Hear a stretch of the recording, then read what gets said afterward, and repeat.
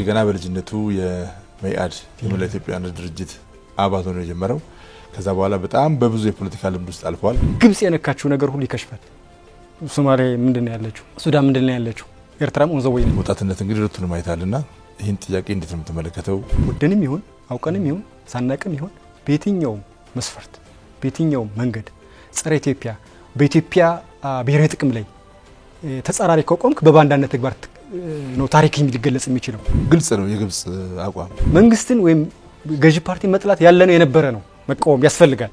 ትናንት እኮ እኔም ማልደግፈው ወጣትነቴን ቅርጽፍ አድርጌ በበረሃ ያሳለፍኩበት ያኔ ነበር አይደል? የአባይ ግድብና አስጀምሯል ከነጣጣው ምናምን ጋር አሁን በስኬት ቢጠናቀቅም አስጀምሯል። ላስጀመረበት ክሬዲት እንሰጠዋለን አይደል? ያኔ ይሄንን ተቃውሞን ቢሆን ኖሮ ምንድነው ሊፈጠር የሚችለው?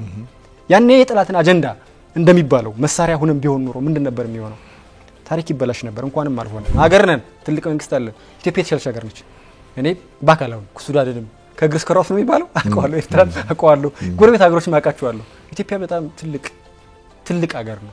ትልቅ መንግስት ነው። ፓርቲያችሁስ በዚህ ደረጃ ያለው አቋም ምንድነው? እውነት ለመናገር ያክል ስለማቀው ለኤርትራውያን ራሱ የኢሳያስ መንግስት መርገምት አሁንም አልተቀየረም። አሁንም ሻቢያ ነው ያለው። ያረጀ ሻቢያ ነው ያለው።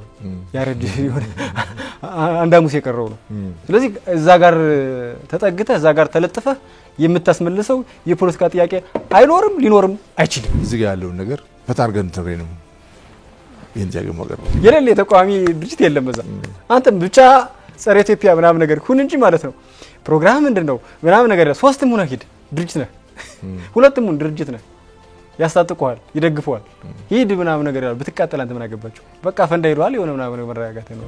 ሻቢያ ድርጅት መፈልፈል ይችላል ነው። ድርጅት መፈልፈል ይችላል፣ ግን ምንም ይሁን ድርጅት ውጤታማ የሆነ ድርጅት ምንም ይሁን ድርጅት ፖለቲካ የሚያቅ ሳይሆን ፖለቲካ የሚያወራ ፖለቲካ የሚሰራ ድርጅት ሳይሆን ሽፍታ የሆነ ድርጅት። ሽፍታ ለሽፍታ ማለት ለሽፍታ ደግሞ ምን መደራጀት ያስፈልጋል?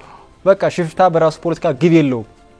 በቃ የዛሬ ነው ይዘርፋል ምናምን ነገር ያን ይሆነ ያለው። ይሄንን አብረን ብንመለከተው ይመስለኛል። ፖለቲካው ሀገርን ስታስብ ማቹርድ ስትሆኑ ድሜ እየጨመረ ስትሄድ ስታቀው ያበሽክ ደሞ ዛሬ እኛ እኮ ምስክር ነን አይተናል እኮ። በምን አግባብ ነው ሻቢያ ከአማራ ጋር አሊያንስ ፈጥሮ የአማራ ህዝብ የፖለቲካ ጥያቄው የሚመለስ? እንደ ሽፍታነት ይመቸኛል ካልተባለ በስተቀር ፖለቲካ ጥያቄ አለን ከተባለ ኦን ዘ ቴብል ይምጣ ይቅረብ ይደራደር። ወጣትነት እንግዲህ ሁለቱንም አይታልና ይሄን ጥያቄ እንዴት ነው የምትመለከተው? ሻቢያ ያው የመንግስትነት ታሪኩ ነው እንጂ ደካማ የሽፍትነት ታሪኩ ትልቅ ነው። የሽፍታነቱ የሽብር ተግባሩ የተካነበት እኮ ነው። በተደጋጋሚ ሰላም ጥሪ ሲያቀርብ እንሰማለን። አሁን ያለውን ስለጠላ ብቻ እኔ ከጠላውት የትም ይሁን ሰይጣንም ይሁን አብሬ ይሆናል አይነት ነገር ነገን ማዕከል ያላደረገ የፖለቲካ አስተላለፍ አለ እና ይሄ እኔ ሀገር ለሚወድ ሀገር ለሚያስብ ፖለቲካ ሰርቼ መሪ ሆናለሁ ለሚል ኃይል የሞት ነው። ነገ እኮ ይመዘዛል እኮ ፕሮፋይል እኮ ይመዘዛል እኮ።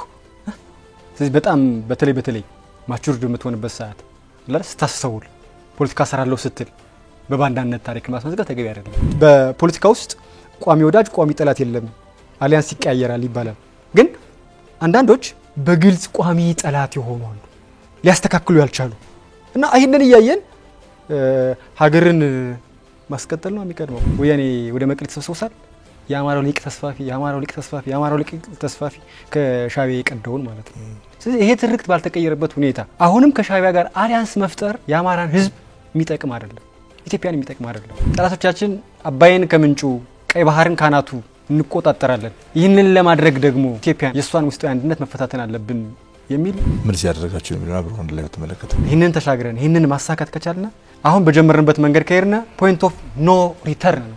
ወደ ኋላ የሚመልሰን ነገር የለም። የባህር በራች የወደቡን ጥያቄ የቅንጦት ወይም የማይገባን ሳይሆን የኛ ነው። የኛ ነበር የኛ መሆን ያለበት።